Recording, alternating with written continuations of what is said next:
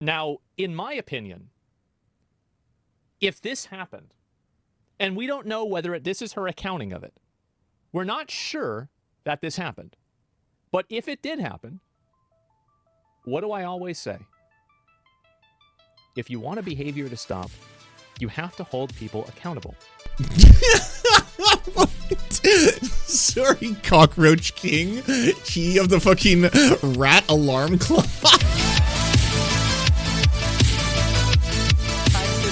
This is why I'm here tonight. My 13-year-old daughter's well-being and mental health and privacy is at stake. This nightmare. So you're telling me that they have a gender-neutral bathroom, but they're still having them use the gender that they're not, like, assigned at birth? So you already have? That's crazy. Began on February 5th when my daughter was using the girls' bathroom and was stunned that a biological male student was using it as well. She came home frightened and was extremely upset. I asked her to talk with her teachers and find out more information. She was told by the administration that a student can use the bathroom as well as a female locker room because they now identify as female. I was sent an email to the teachers involved and received a call from Principal Wegley. He verbally reiterated that under Joanna Ford's direction and their legal counsel that the student could use both the locker room and bathroom. I expressed that the school was in clear violation. Oh, man.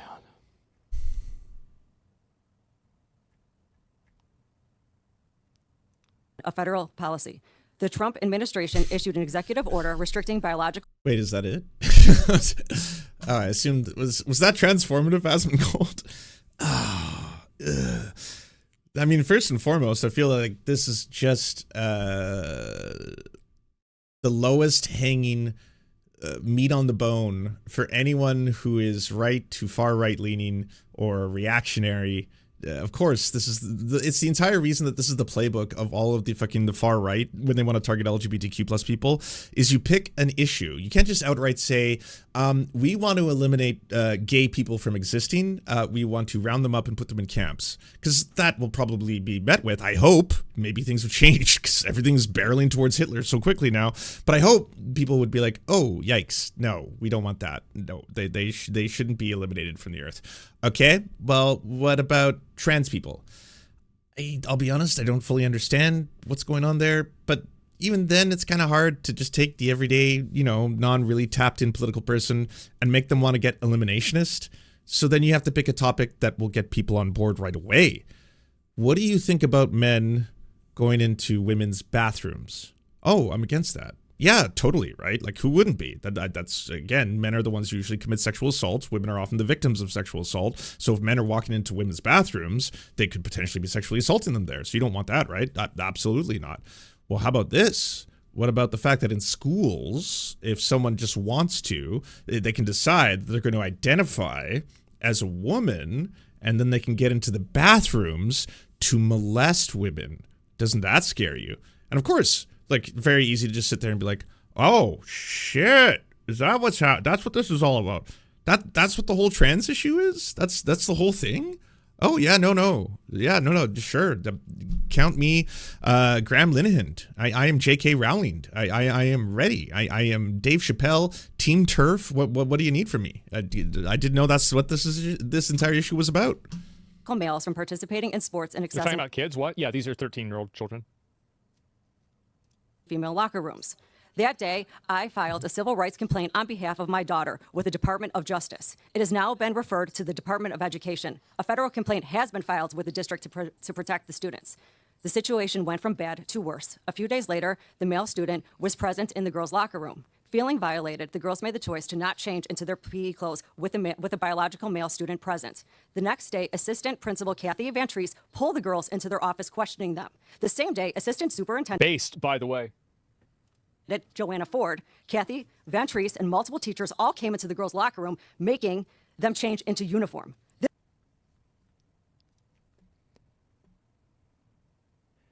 Now, in my opinion, if this happened, and we don't know whether this is her accounting of it, we're not sure that this happened. But if it did happen, what do I always say? If you want a behavior to stop, you have to hold people accountable. Sorry, Cockroach King. He of the fucking rat alarm clock. You've been called out for your filth for fucking like a decade now. Your own fans were like, it's getting a bit much. I gotta be honest. I thought it was kind of epic and based when you were just like this hardcore gamer who like pooped in his sock and had no friends and like, you know, smelt of human fucking disgust and filth. But now you're literally wiping your gums and wiping the blood off your gums because you don't brush your teeth and you have a blood wall. I see it every day when you're streaming. It's behind you. I see the streaks of blood that go down the side. The shit is gross. There are literal cockroaches crawling on you, Asmongold, in the background. You gotta, come on. We're not asking you to like to stop eating fast food. We're not asking you to like just basically completely rehabilitate yourself, but like you gotta like de-hoarder by 15 to 20% at the minimum, because you're going to die. It's like he said it himself. He's like, I am debuffering. I feel like I'm debuffing. I feel like my stats are going down. I'm getting sicker. Well, of course. If you literally have a dead rat as an alarm clock, that one is a real, these are all real stories. He had a rat's corpse that when the sunlight would hit the corpse, the stench of the corpse would wake him up in the morning. And then he was like, rise! Because again, the smell of fucking cooked rat corpse carcass was enough to make him go, like that at that point, this is a serious medical condition. Like you need to seek help in one way or another. And hey, if Asmongold's rule is basically like, well, if you don't hold people accountable, they won't change. Let's hold him fucking accountable then. Because remember when he did that whole thing saying that Palestinians deserve their genocide because they're an inferior race of people? That, you know, extreme racism shit that he was doing. After that, he was like, oh, I've been too negative. You know what? It's a good thing that I got a 2-week timeout. Fair dues. I'm going to clean my room. He did a Jordan Peterson. He cleaned his dishes for the first time. He did some wiping for the first time. And he said it made him feel good. And I believe it. You know, if you are living in absolute filth and squalor, and like he takes it to an extreme where the guy's like making millions of dollars every month. So, or at least hundreds of thousands. Let's say he's making hundreds of thousands of dollars every single month. He's the largest now political streamer on Twitch. He beats Hassan for numbers. He's a bigger political streamer than Hassan. So because he's switched from World of Warcraft over to politics now, he's certainly, by definition, I think the largest political streamer on the platform. That kind of money, you could hire people to clean you. I'm not talking just the apartment. You, as a person, you could have a woman who stands behind you with like a stick and a rag and be washing you in real time. And that's just like one way that you could potentially try and, you know, sanitize your life ever so slightly. This is, I didn't know that was his rule. That's his go-to though, apparently. So good to know. You need to hold people accountable. Canceling culture. Thanks for resubscribing. Appreciate you. Find out who the people are that made the girls do that, and then hold them personally, criminally accountable for sex crimes. This will stop overnight. This is actually such an easy problem to solve, and I don't know why the Justice Department doesn't do that. So, the story is a mother in Deerfield, Illinois, has revealed that school officials forced young girls to change into their gym clothes in front of a trans-identified male student. Teachers reportedly monitored the girls, so none left the locker room in protest. Because this is obviously a far-right story, I think that they don't know what they're talking about in terms of trans-identified male. I think they're trying to say a cis man. So, cis girls were forced to witness a cis boy change in the locker room because that cis boy had identified themselves to be a trans girl. And then because of wokeness, the woke mind virus and all that kind of shit, they were forced against their will to have to witness the whole thing. This seems like in a long list of how many outrages have we gone through in the last like 5 years alone. The kitty litter school story where apparently kids who identified as cats are shitting in litter boxes in the bathrooms.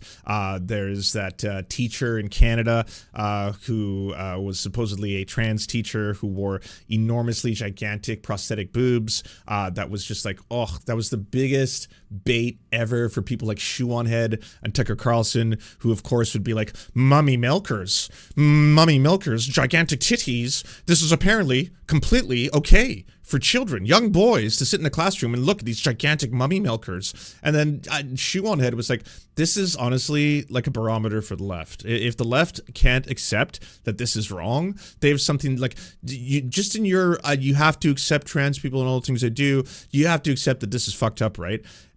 Turns out these aren't true.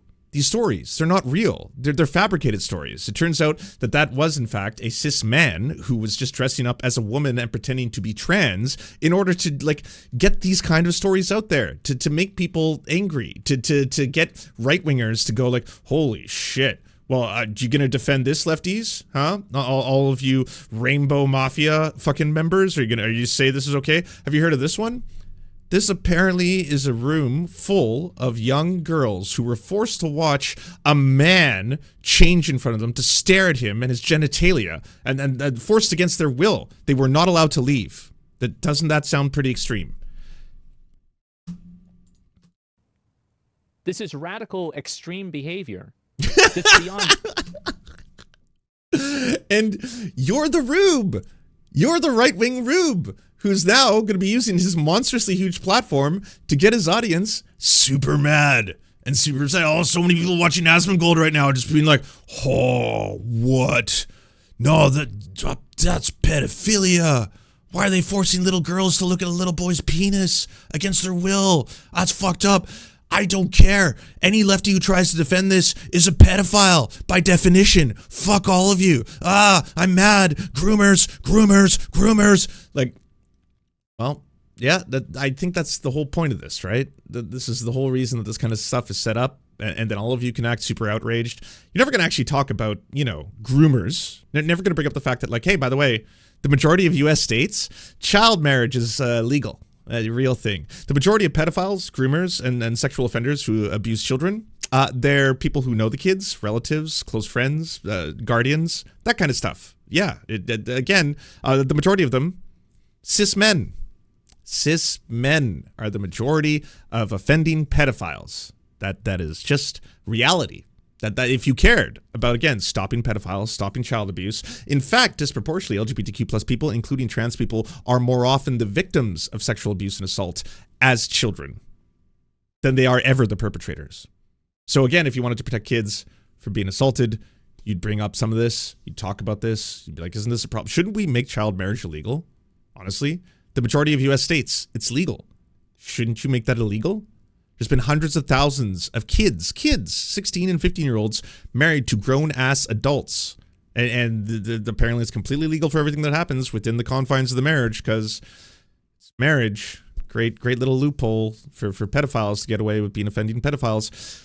But then you take these little stories. Sometimes they can be true. I'm not saying that there hasn't been a single, trans person who hasn't committed a sexual offense. And they'll take the story where it's like, hey, by the way, here's a very easy, cut and dry thing. The trans person committed sexual assault of a minor. And then all of a sudden it's like, so that's all trans people, right? It's like, nope, not the stats at all.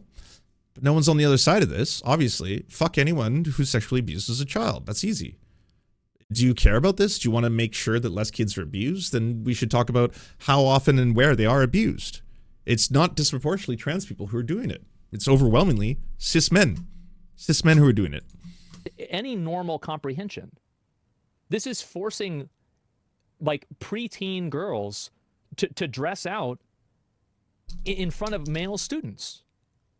There's just literally, that's disgusting. Teen? Well, if she's 13, then she's probably in middle school. And if she's in middle school, that means it's probably 11, 12, and 13 and 14. This went on all week with the addition of Ginger Laugerman. My daughter So, wait a second. all came into the girls' locker room, making them change into uniform. This went on all week with the addition of Ginger Laugerman. My daughter refused to take part in having her privacy being violated. How dare they?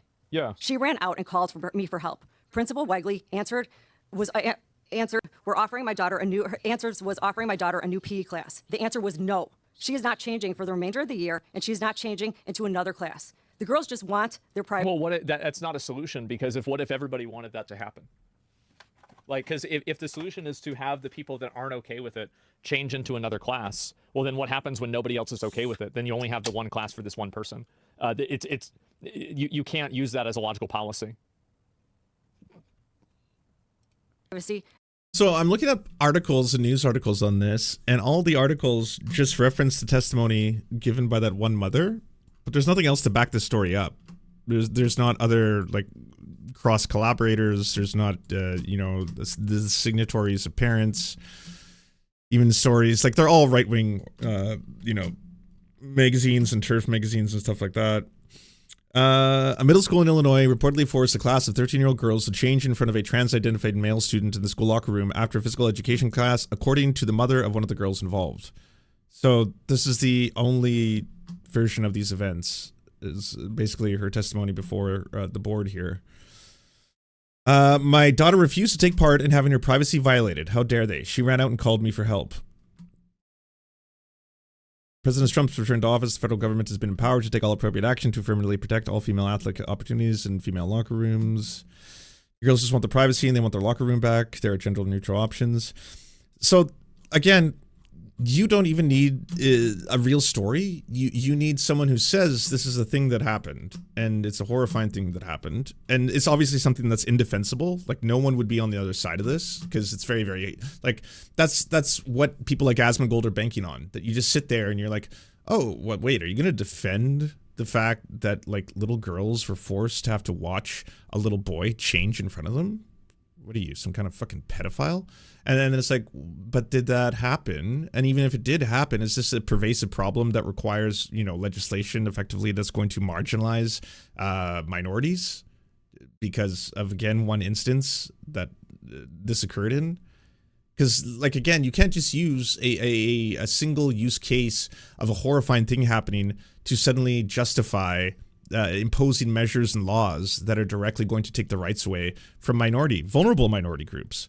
You don't just get to like throw civil rights out of the door because one person did one bad thing, right? Like, would you stop advocating on the behalf of reforming the criminal justice system or abolishing the way that there's mass incarceration of Black Americans because there are Black Americans who've committed violent crimes?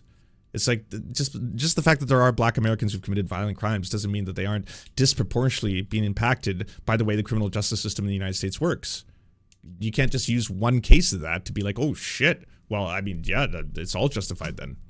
And they want their locker room. By the way, like based kid, actually like standing up for themselves. Back. There are gender neutral options. This is my daughter's story and the story of many other young girls who have been forced at the difficult age. And I think this is another big component to it that matters a lot, is that if you have gender neutral bathrooms, the only argument that I think has any water is that just from a functional perspective, they have to go into one place or another, so they have to go here, right? But that's not the case. They have a gender neutral bathroom, so they should just go there. The solution is literally right in front of them, and they're choosing not to go with this solution. To do something they know and most adults know is wrong. Do the right thing, Deerfield, and give these girls their locker room and bathrooms back. Allowing biological males to access girls' locker rooms sets a dangerous precedent that erodes the very foundation of female privacy and safety. By making this decision, the school board is not only disregarding the concerns of young female students and making their families, but also establishing a legal and policy. By the way, this is a topic that people choose to vote off of. So it doesn't matter what your policy is on Israel or Palestine or Ukraine or anything like that. If you're telling parents that their teen daughter has to dress out in front of a man, they're not voting for you. Yeah, and like that's the really scary thing about all this is that people like Asmongold, who basically want to spread transphobia, but under the guise of no, this is about protecting them kids. That's what I want to. No one's on the other side of this. Do you think that children should be forced to watch children change in front of them? Yeah, well, that's an indefensible position. It situates you really nicely, right? You don't got to be like, well, I'm just actually trying to further right-wing transphobia and fear-mongering. So again, people want to pass legislation that takes rights away from a vulnerable minority. That's what we're doing here. No, this is about protecting kids and not, in any way about distracting you. I have a feeling this is going to be one of the stories like the Snopes story that happened in like 2019. There was another really big conservative outrage over a judge ruling that said that high school girls have to shower with boys. turned out to be false. In late 2019, we received inquiries from readers about several online articles whose headline proclaimed that a judge had ruled high school girls must now shower with boys, and that girls have no right to privacy. On November 9th, the website The Cube News published an article that said, "Judge rules high school girls must shower with boys. Says girls have no right to privacy." The webpage had a deceptive structure that caused readers who clicked on it to be redirected to several other spammy pages. Federal court permitted a lawsuit to proceed against an Illinois school district that allows high school boys to use girls' locker rooms, restrooms, and showers in order to accommodate trans students. But girls who don't want to be seen naked by boys got bad news, College Fix reports. The judge rules that they have no right to visual bodily privacy if the government says so. Dozens of families sued the Chicago area Township High School District 211 3 years ago due to its policy of letting students as young as 14 choose to use the locker room of their opposite sex. In fact, the entire text of the piece was lifted from an April 2019 article on the right-leaning website College Fix. Several other websites posted similar articles, also copied and pasted by the College Fix throughout 2019. The article grossly oversimplified a complicated multi-phase legal dispute involving students in a Chicago area school district, which went on for 6 years. In December 2013, a trans female student, identified only as Student A, filed a complaint with the help of the American Civil Liberties Union with the U.S. Department of Education Office of Civil Rights. The student claimed the Township High School District 211 outside of Chicago had violated federal sex discrimination laws, denying her access to girls' locker rooms and forcing her to change clothes by herself in a separate change room. After a 2-year investigation, the Office for Civil Rights concluded that the school had accommodated Student A's transition, gender identity in several other ways, allowing her to use girls' bathrooms throughout the school, as well as consistently acknowledging and affirming her gender identity by using her preferred pronouns and her new legal name, formally registering her as a female student and allowing her to participate in female athletics. However, the OCR found that the school had, for 2 years leading up to the complaint, repeatedly and consistently refused to allow Student A to use the girls' locker rooms, and this had indeed constituted interpermissible sex discrimination on several grounds. In 2015, the school district and the OCR signed an agreement that contained a number of terms, the most relevant of which, going forward, Student A would be allowed to use the girls' locker rooms and that the school would install a privacy curtain in each locker room to accommodate both her privacy interests and the privacy interests of other female students as they change clothes. In 2016, a group of parents, students, and incoming high school students in District 211, calling themselves Students and Parents for Privacy, filed a lawsuit of their own. They claimed that the Department of Education had illegally exceeded its own authority by implementing a rule that redefines sex discrimination to encompass discrimination involving gender identity. The lawsuit filed in the U.S. District Court for District of Illinois also alleged that the locker room agreement had caused several female students embarrassment, humiliation, anxiety, fear, apprehension, stress, degradation, and loss of dignity due to the experience of prospect of sharing locker rooms and bathrooms with Student A, whose damaging effects had been so severe as to impinge upon the quality of the access of education, physical education, and athletics. Thus, the group alleged the violation of Title 9, the same federal sex discrimination law invoked by Student A. The group also alleged the locker room policy amounted to a violation of the student's constitutional right to bodily privacy because the policy risked involvement. Another time this happened, by the way, was directly because of, Mums for Liberty, that far-right org that was basically taking it upon themselves to bring this up as a ruling. They ruled the lawsuit could proceed on the plaintiff's claim, found that Wilson, the group spokesperson, had not provided details of any kind that showed the locker room policy had caused specific harm to her or her children. She therefore lacked standing. Her claims were dismissed. Alonzo dismissed the group's claims that the locker room policy violated the girl's right to bodily privacy. The judge explained the U.S. Supreme Court jurisprudence acknowledged that individuals have due process rights against several kinds of interference from the state. For example, the right to marry, to have children, to use contraception, to have an abortion. Federal courts have also recognized bodily integrity as part of the process. For example, the right to refuse unwanted medical treatment. Dismissed the group's claim that the locker room policy had violated the parents' constitutionally protected right to direct their children's education. So, yeah, it turns out that, I mean, that's a weird way of reframing the whole thing, too. Effectively, they were mandated to have to install privacy curtains so that children could, if they choose to, change completely within their own privacy without being viewed by anybody. And then saying that privacy curtain integration somehow is now violating the students' ability to maintain their own privacy and try to flip the whole thing on its head, again, in order to go after trans people. And it's one of the reasons, like, the thing that sucks about all these kind of stories, whether it be, that story about the Canadian teacher who had the giant prosthetic breasts, whether it be the cat litter box, or, this one where, these articles were saying that a judge ruled that, like, little girls have to be forced to shower in front of little boys and all this kind of stuff, is that there's no corrections and they don't need to. There's nothing like Asmongold, if this story turns out to be fake, or even if like more information comes out and it was not in fact the case that little girls are being forced against their will to have to look at little boys' genitals, he's never going to issue a correction on this. He's never going to make another video. He's not going to come back and then be like, so turns out I was really wrong, and that wasn't and I was actually just, you know, basically using this story to again get you all really angry and mad at trans people, and I deeply apologize for that. I shouldn't have done that, but it's a thing that happened. He's just going to continue to do this thing because, like, it's just so easy. This is his newest video, and it just says this should be criminal. I'm sure it has, like, what, 200,000? Almost fucking 674,000 views already. Obviously, tons of people being like, this is fucked up. How could anyone do this? I can't believe this. And it's very easy for the right to do this kind of shit to try and erode the rights of minorities, because who is on the other side of this? Who's going to sit there and be like, well, actually, excuse me, this is a civil rights issue, and then they should be forced against their will to have to look at the genitals because it's part of freedom or something. I don't know. I haven't, oh, God. Yeah, no. Anyone who hears a story like this is going to be like, oh, that's disgusting. That's horrifying. I can't believe that would happen. An easy issue and it doesn't matter that much, then why don't you just listen to what people are saying and apply that because it makes them more comfortable? So it's a very big self-report that people like this are trying to simultaneously make an appeal to triviality, but also won't budge on their initial perspective. If it doesn't matter, then why won't you change it? Well, because it does matter. And it matters more than anything if you have a young kid. And this also plays into the idea of, like, Asmongold, biggest political streamer on Twitch right now.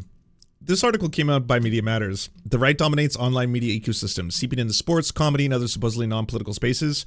9 out of the top 10 online shows assessed are right-leaning in all categories, according to their report, meaning that if you listen to comedy podcasts, if you listen to sports broadcasts, if you listen to shows about, you know, home repair and stuff like that, the hosts and their political ideology, despite the shows themselves supposed to be apolitical, as you often hear, which again is usually just white people trying to say that, you know, these issues don't concern them. So I don't want to talk about politics, bro. You know, I do want to talk about those fucking pedophiles in the schools, though, that apparently are making like little girls have to look at little boys when they change. That shit is fucked. Anyways, this is a comedy podcast. We're doing comedy. But this is obviously pretty troubling for the fact that, like, you hear that and you're like, that's really fucked up.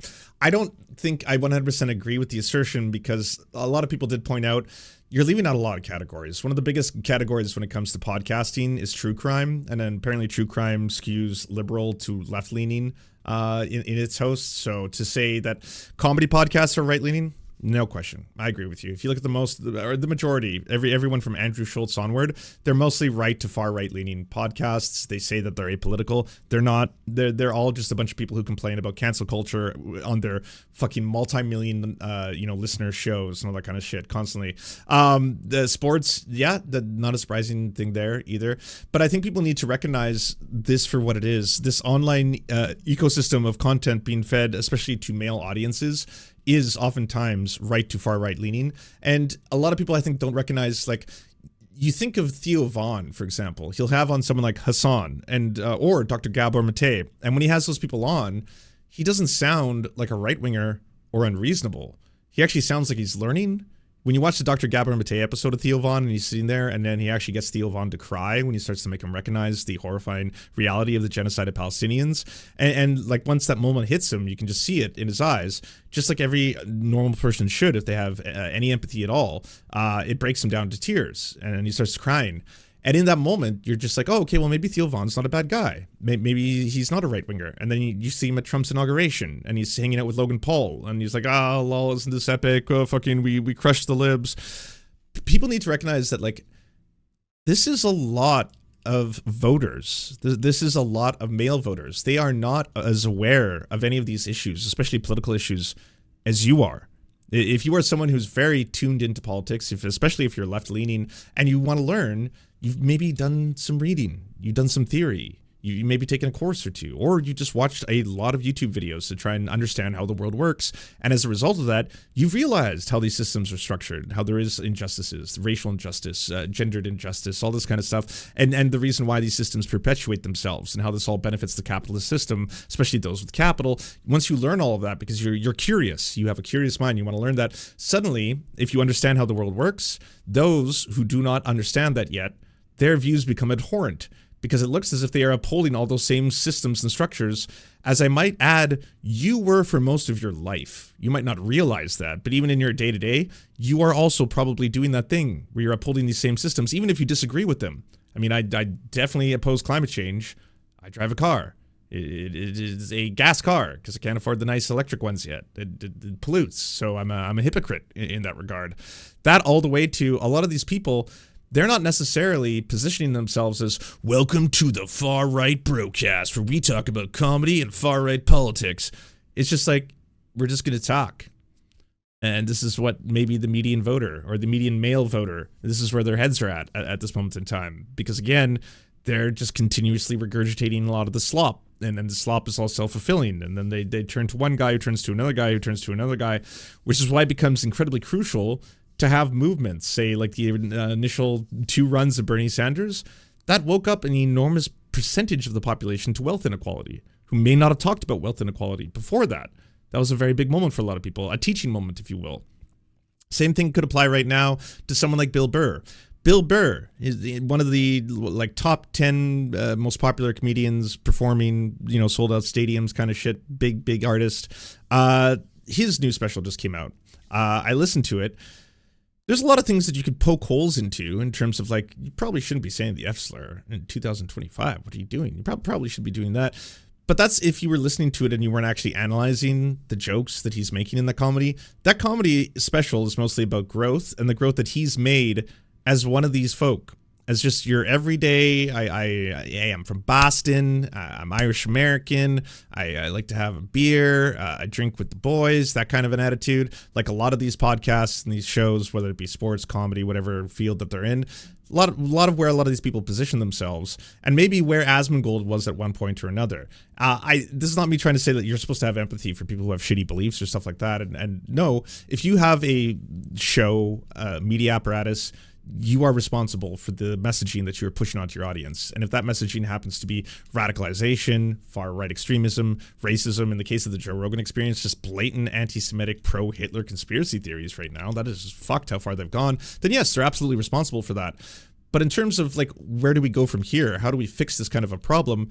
You need to understand that you need moments like, say, that Bill Burr special, where there are parts of his special where he actually just talks about his own personal growth, which for a lot of, I'm sure, men who don't want to listen to me, who don't want to listen to, someone who's talking about lefty shit or don't want to listen to any of that kind of stuff, for them, maybe that'll be that moment where they suddenly, that's that first point in a chart of them de-radicalizing, or in a chart of them actually acknowledging.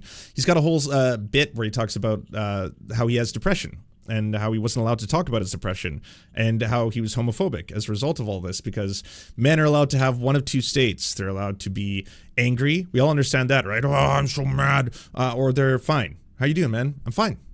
You don't think I'm fine? I'm fucking fine. Now I'm angry. Why are you asking me if I'm fine? And it's like, and anything else that you were supposed to have in terms of emotion, I was always told that was the gay. This is all gay stuff, right? Like, did you ever feel emotional when you see a sunset? Did you ever cry when you watch a movie? Did you feel empathy? All that stuff? That's womanly gay stuff. That's not for men. You suppress, push away, get rid of that stuff. And that's basically how I grew up. And now it's like, now I realize that I'm sad, and I want to talk about being sad, and how a lot of guys are sad as a result of that, just because that's just how I was raised. And that's how most men who are being raised in families that talk about gendered norms are being raised, even if they happen to be woke or progressive or liberal families who are like, hey, by the way, men, you should have more empathy. Men, you should reach out more. Men, you should talk a little bit more about your feelings. You shouldn't be ashamed. Like, doesn't matter, but it's still going to be like, you are a man, and as a man, you still have to be a provider and a protector, and you still have to be able to. That's becoming more and more increasingly difficult. So it is running into this really big problem where we are having a crisis where men are having more and more difficulty trying to find where their place is in the world. They're disproportionately dropping out of college more. They're not getting into university more. Women are accelerating in all those categories. They're taking over vast sections of the economy, and they eventually, if these trends continue, will start to surpass men. And there's nothing wrong with women becoming very, very educated and being incredibly powerful parts of the labor force. But that also means we have to acknowledge that your entire worth as a human being should not be associated directly with your ability to generate income under capitalism, and then your worth as a gender should not come directly from your ability to generate income from capitalism. Like, instead of just being, you should be a protector, And you hear that and it's like, so I big, strong man, I fight and I fight off bad men who want to take women. That's what I do. Well, what about just being an empathetic human who wants to help other people, an empathetic human who wants the good and wants to, cooperatively work with the rest of the world to try and make sure everyone has a good life? If we had more men and defined their masculinity in that way, we would have a much more beautiful world where we weren't just so hyper individualistic and trying to compete with each other and trying to beat each other in this rat race to break free from the matrix. And that's the only way that you can do that is if you learn how to do the crypto and the NFTs and all that kind of stuff. It would be a lot more beneficial, I would say. And your worth as a human being could be associated directly more with how much are you helping everybody, not just a protector of the possessions that you think you own, including women as a part of that. So I know I'm kind of going on just a ramble tangent here, but when you talk about the Joe Rogan of the left, this is a very big reality that people need to reckon with. This is not because all of these podcast networks are intentionally trying to, and some of them are, but this is not because the overwhelming majority of them are all trying to indoctrinate everybody to be sexist, hate women, and become right-wing. This is because we live in a sexist society. People also need to understand that. We live in a racist society. This is what comes with living under patriarchy and living under a white supremacist structure, is that the vast majority of people who are raised under a patriarchal and white supremacist structure will be patriarchal and white supremacist on some degree. Like there's obviously the deprogramming that we're all trying to do. Everyone's doing their best. We're all at different stages. We're all working on that every day. There's no such thing as actually becoming woke. You're all trying to learn more as you go along. But this is reflective of that, as is a large percentage of voters who might not think that Trump guy is gross. He's a rapist. He's going to destroy the economy. He's going to usher in fascism. He's talking about poisoning the blood of his nation. He's quoting Mein Kampf. He's a bad man, and I can't vote for him because of that.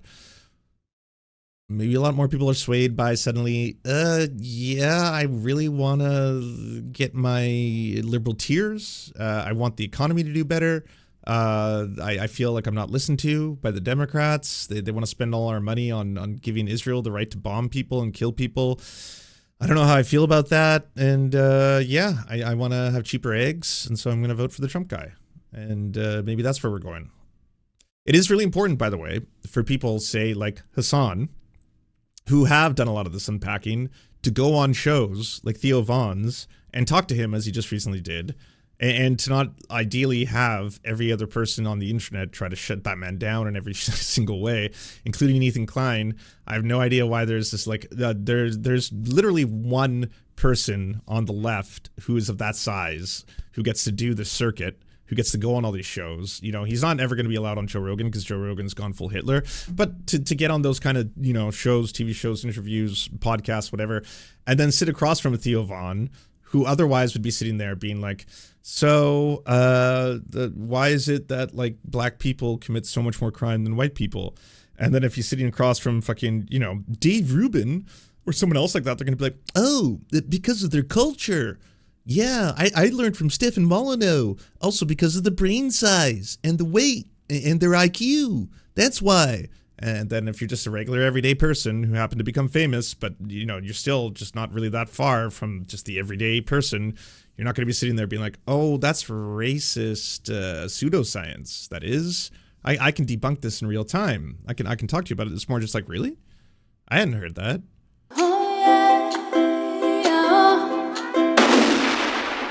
Don't let this happen to you. Go to serfscoffee.com to order the only end-to-end owned indigenous coffee company that delivers blood-free, conflict-free, and cruelty-free beans right to your door. 0% of people who drink serfscoffee.com have exploded spontaneously. By ordering right now, you get 10% off plus free shipping, and it's the best way to enjoy delicious coffee while not exploding. That's serfscoffee.com, serfscoffee.com.